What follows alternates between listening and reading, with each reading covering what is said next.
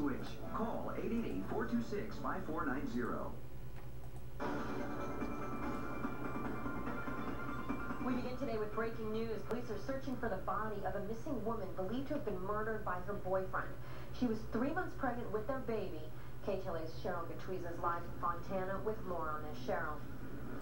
And Leila, the actual search area is just beyond the ridge. What investigators are doing is they're bulldozing huge piles of dirt and trash to the area you see behind me, and that's where they're sorting through and sifting through all of that dirt and trash to try and find the body of 17-year-old Anicia Escamilla. Now, this is a picture of the 17-year-old. Her family reported her missing May 11 from Bloomington. They say she never came home from school. Now, just this past Friday, investigators went to her boyfriend's home in Fontana. That's 18-year-old Jesus Avidia. Cops say he confessed that he killed Anicia, his girlfriend. He put her body in a trash bag and dumped her. Now, investigators have narrowed down 2 dump sites, one in Corona and this one in Fontana. Authorities have identified a 50 yards by 25 yards area to search.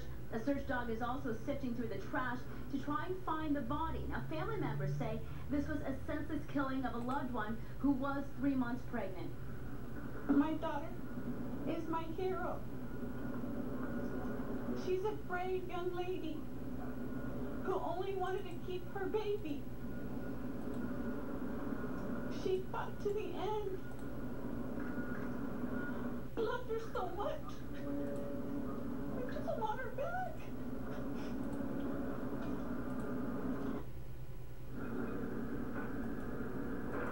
Now, Fontana PD says it'll take about 2 to 3 days to sift through that area that they had narrowed down. If they don't find the body, then they will go to the dump site in Corona and repeat this whole process all over again. Now, Jesus Avidia faces murder charges. Investigators are still trying to figure out a motive. We'll have much more from the family coming on tonight at 6. For now, we are live in Fontana. Cheryl Gatwiza, back to you guys in the studio. Such an awful story. Cheryl, thank you for that. Man accused of triple murder appeared in court today. 26-year-old Joseph Mercado faces the death penalty if convicted. Prosecutors say he went to the Hawaiian Gardens home of his ex-girlfriend earlier this month and began shooting. The woman, her brother, and father were all killed. The woman's mother was wounded. Mercado was reportedly in a child custody dispute with his ex.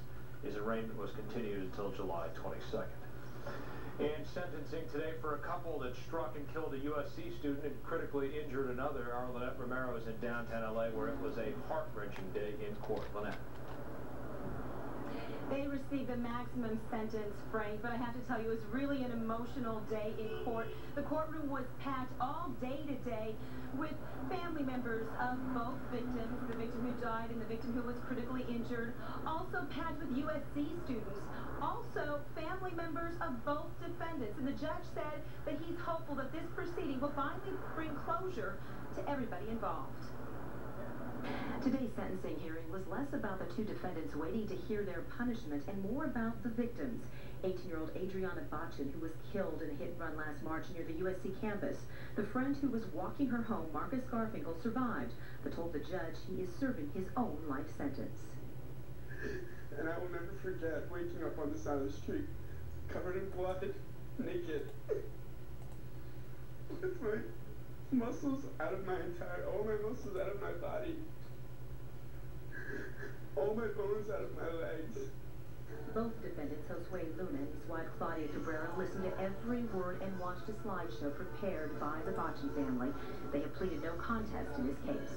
These monsters not only killed Adriana, they killed her sister Alexandra, her dad Jim, and me. Our lives have been hell. Hell. And for the first time, the defendants said, "I'm sorry." Doesn't even have to say to make things better. I mean, I fought her on my own, and I would have rather fact how it would feel for me to feel that. The great thing we put you through.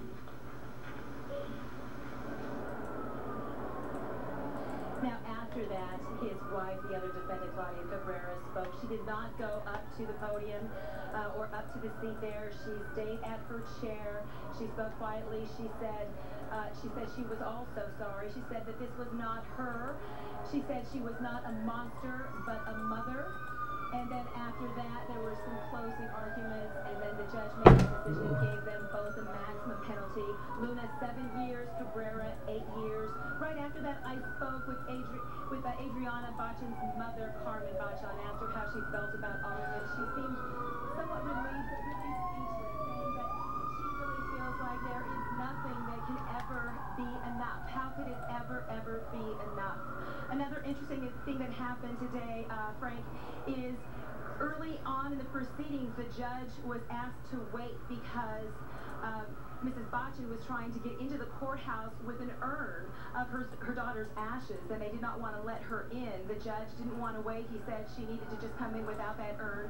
I did talk with Mrs. Bachan, and she said she was able to finally bring the urn in. That was important to her that Adriana be present at these proceedings, so she did have the urn with her daughter's ashes in the courtroom. And that's the latest from downtown LA. Back to you guys in Hollywood. All right, thank you very much for your reporting, Lynette.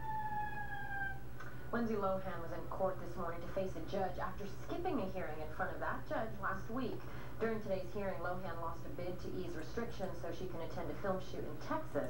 KTLA's Jesse Gary was in the courtroom and has the latest. After living life AWOL the past week, Lindsay Lohan finally showed up at court in Beverly Hills, 6 minutes late and to a crush of cameras.